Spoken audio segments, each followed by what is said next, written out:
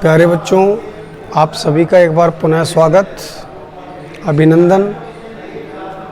देखिए बच्चों, आप लोग कल के वीडियो में पढ़ रहे थे प्राथमिक व्यवसाय के अंतर्गत कृषि, और कृषि व्यवसाय में भी हम पढ़ रहे थे वाणिज्य अनाज उत्पादक कृषि कि जो संसार में ऐसे प्रदेशों में की जाती है जहां भूक्षेत्र अधिक हों और उस प्रदेश में जनसंख्या कम हो, अर्थात ऐसे विस्तृत घास के मैदान, विशाल क्षेत्र जहां लोगों की संख्या अपेक्षाकृत कम है, जनसंख्या कम है, ऐसे क्षेत्रों में प्राचीनतम ढंग से न होकर के आधुनिकतम तरीके से, जिसमें खेतों को बोने, फसलों को बोने, खेतों को जोतने, फसलों को काटने आदि समस्त कार्य को मशीनों की सहायता से ही किया जाता है। ऐसा बच्चों आप लोगों ने कल के वीडियो में पढ़ा। उससे आगे चल कर के आज हम पढ़ेंगे, इस वीडियो का जो मुख्य टॉपिक है आज, एक तो हम पढ़ेंगे बागाती कृषि के बारे में। नाम से ही पता चल रहा है बागाती कृषि, या इस कृषि का दूसरा जो नाम है वो आपका है रोपण कृषि। देखिए बच्चों, इस प्रकार की जो कृषि है वो संसार के उष्णकटिबंधीय क्षेत्रों में की जाती है, लेकिन इस प्रकार की जो कृषि है इसकी शुरुआत उपनिवेशिकों, है ना, इस प्रकार की जो कृषि है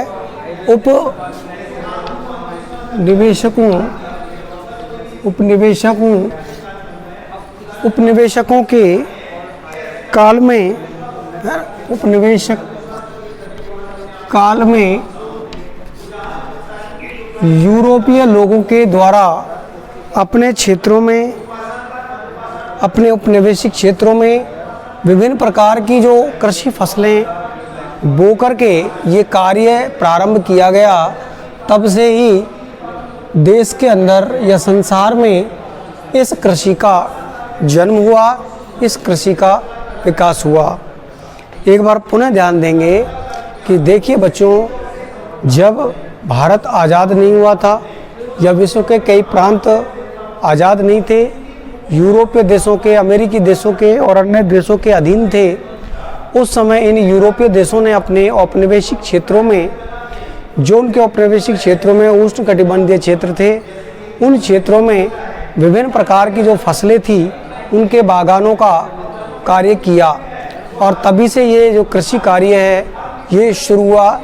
उदाहरण के तौर पर अगर अपन बात करें तो जैसे ब्रिटेन वासियों ने भारत और श्रीलंका में चाय के बागान लगाए, इसी प्रकार से मलेशिया में रबड़ के बागान लगाए, पश्चिमी द्वीप समूह में गन्ना और केलों के बागान विकसित किए, अफ्रीका में कॉफ़ी और कोकोआ का रोपण किया गया, अमेरिकी वासियों के द्वारा फिलीपाइंस में नारियल और गन्ने के जो बागान हैं वो लगाए गए। इस तरीके से औपनिवेशिक काल के दौरान इन यूरोपीय देशों के द्वारा, अमेरिकी देशों के द्वारा और संसार के जो विकसित राष्ट्र थे, इन राष्ट्रों के द्वारा दूसरे राष्ट्रों में अलग अलग प्रकार के फसलों के जो बागान हैं वो लगाए गए। कहीं चाय के बागान लगाए गए, कहीं कॉफ़ी के बागान लगाए गए, कहीं नारियल के, कहीं गन्ना के, है ना। इस प्रकार से इस कृषि की शुरुआत हुई।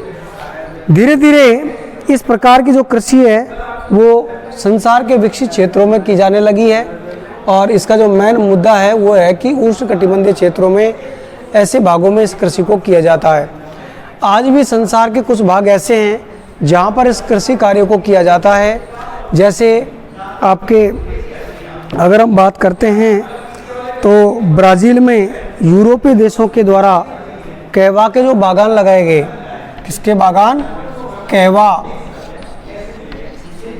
के जो बागान लगाए गए, इन विशाल बागानों को ब्राज़ील में फैजेंडा का नाम दिया गया है, या फैजेंडा कहते हैं। कई बार अपना छोटा प्रश्न भी आ जाता है कि फैजेंडा किसे कहते हैं। तो बच्चों, फेजेंडा का मतलब है कि ब्राज़ील के अंदर कैवा के जो विशाल बागान थे, इन बागानों को, क्योंकि बहुत बड़ी मात्रा में बागान लगाए गए कैवा के, और इन बागानों को ही फेजेंडा का नाम दिया गया है। अब हम बात करते हैं कि इस कृषि की जो मुख्य विशेषताएं हैं वो क्या होती हैं। सबसे पहली विशेषता है बच्चों कि इस कृषि में अधिक पूंजी की आवश्यकता होती है। इसमें दे रखा है कि भारी पूंजी निवेश, निवेश का मतलब होता है लगाना। चूँकि मैं आपको बता रहा था कि इस कृषि में विशेष प्रकार बहुत बड़े क्षेत्रों की, इसमें अधिक मजदूरों की आवश्यकता होती है, और मजदूरों को कार्य करने के लिए उन्हें श्रमिक के रूप में अधिक धन देने की आवश्यकता होती है, मजदूरी की आवश्यकता होती है, इसलिए इसमें अधिक पूंजी निवेश की आवश्यकता पड़ती है। देखभाल का जो कार्य है वो बेहतरीन ढंग से किया जाता है, अर्थात उच्च प्रबंधन के लिए तकनीकी और विशेष रूप से वैज्ञानिक विधियों का इसके अंतर्गत प्रयोग किया जाता है। तो ये पहली विशेषता है इस कृषि की, इसमें भारी पूंजी निवेश, उच्च प्रबंधन, तकनीकी और वैज्ञानिक विधियों का प्रयोग किया जाता है। ये फर्स्ट पॉइंट इसका। सेकंड पॉइंट देखेंगे कि इसमें बहुत बड़ी संख्या में श्रमिकों की आवश्यकता होती है। क्योंकि बच्चों इसमें इन पौधों को सबसे पहले बीजों को बोया जाता है, पौध तैयार की जाती है, और पौध तैयार करने के बाद फिर उसे जिस क्षेत्र में बोना है उस क्षेत्र में उस पौध को रोपित किया जाता है। जैसे बच्चों आप लोगों ने अपने स्थानीय क्षेत्रों में देखा होगा कि आपके लक्ष्मणगढ़ क्षेत्र के आसपास के जो गांव हैं, आपके मौजपुर के आसपास के जो मेवाती अंचल के क्षेत्र हैं, इन क्षेत्रों में प्याज की खेती का जो कार्य है वो अधिक मात्रा में होता है। तो उसमें आपने देखा होगा कि पहले प्याज के कण तैयार किए जाते हैं, जब पौध तैयार हो जाती है तो उस पौध को धीरे धीरे मजदूरों के द्वारा रोपा जाता है, रोपित किया जाता है, लगाया जाता है। इसलिए इस कृषि को हम रोपण कृषि भी कहते हैं। तो इसमें श्रमिकों की अधिक आवश्यकता होती है, ये इसका इम्पोर्टेंट बिंदु है। अगली इम्पोर्टेंट विशेषता है, कई बार पूछा भी जाता है कि रोपण कृषि की एकमात्र मुख्य विशेषता है। तो बच्चों ये विशेषता है कि ये एक फसली फसल है। केवल इस प्रकार की कृषि में हम वर्ष में एक ही प्रकार की फसल प्राप्त करते हैं। जैसे आप लोगों ने देखा होगा भारत के जो उत्तर पूर्वी जो पहाड़ी ढालू क्षेत्र हैं, जिनमें आपके चाय के उत्पादन का कार्य किया जाता है, दार्जिलिंग की जो पहाड़ी क्षेत्र हैं, असम के जो पहाड़ी क्षेत्र हैं, ये कूच बिहार वगैरह आदि आदि, ये सभी क्षेत्र मुख्यतः चाय के लिए जाने जाते हैं। इसी प्रकार से कर्नाटक की जो बाबा बुदन की पहाड़ी क्षेत्र हैं, आपके कैवा के लिए, इलायची के लिए, केरल का जो काजू क्षेत्र है, काजू के लिए, काजू के बागानों के लिए जाना जाता है। तो ये एक फसली फसल है। अगली बात आती है बच्चों कि इस कृषि के अंतर्गत हम जो बागानों से कच्चा माल प्राप्त करते हैं, ये कच्चा माल उद्योगों को विशेष रूप से माल की आपूर्ति करता है। तो कहने का मतलब उद्योगों को कच्चा माल भी लगभग इन्हीं कृषि फसलों से प्राप्त होता है, इसलिए भी ये कृषि सबसे इम्पोर्टेंट मानी जाती है। अगली बात आती है कि इस कृषि के अंतर्गत आपके इलायची है, काली मिर्च है, गन्ना है, रबड़ है, चाय है, कैवा, नारियल, केला आदि विशेष प्रकार की जो बागाती फसलें हैं, इन्हें बोया जाता है। तो कई बार आपका एक नंबर का क्वेश्चन भी आ जाता है कि बागाती कृषि के अंतर्गत कौन कौन सी कृषि फसलें आती हैं।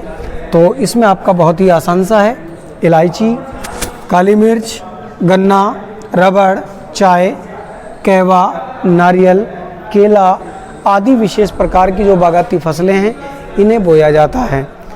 इस प्रकार से देखा जाए तो ये कृषि बहुत ही इम्पोर्टेंट है। अब हम बात करते हैं इस कृषि के प्रमुख क्षेत्र। ध्यान दीजिएगा बच्चों, क्षेत्रों की बात की जाए, जैसा कि अभी मैं आपको बता चुका हूँ कि उष्ण कटिबंधीय जो क्षेत्र हैं, इनमें इस प्रकार की कृषि का कार्य किया जाता है। सबसे पहले इसमें आता है आपका इंडोनेशिया, है ना। उसके बाद दक्षिणी व पूर्वी भारत, भारत का दक्षिणी क्षेत्र है और पूर्वी भारत है। जैसा कि अभी मैं आपको बता रहा था, दक्षिणी क्षेत्रों में जैसे आपके केरल है, कर्नाटक है, इन भागों में ये कृषि की जाती है। इसके अलावा महाराष्ट्र का जो भाग है, इन क्षेत्रों में पूर्वी भागों की बात करते हैं तो असम, मेघालय वगैरह जो क्षेत्र है या पश्चिम बंगाल के जो पहाड़ी क्षेत्र हैं, इन क्षेत्रों में भी इस प्रकार की जो कृषि है उसका कार्य किया जाता है। चीन के दक्षिणी भाग में होता है, म्यांमार में इस प्रकार की कृषि का कार्य किया जाता है, कंबोडिया में इस प्रकार की कृषि का कार्य किया जाता है, फिलीपाइंस जहां अभी हम बात कर रहे थे गन्ना और नारियल की, फिलीपाइंस में इस प्रकार का जो कृषि उत्पादन का कार्य किया जाता है। श्रीलंका में भी, जहां मैंने अभी आपको बताया भारत और श्रीलंका में चाय के बागान लगवाए गए, तो वहाँ पर भी इस प्रकार के कार्य का किया जाता है। क्यूबा और हवाई द्वीप समूह क्षेत्र आदि में भी इस प्रकार की कृषि का कार्य किया जाता है। धन्यवाद बच्चों।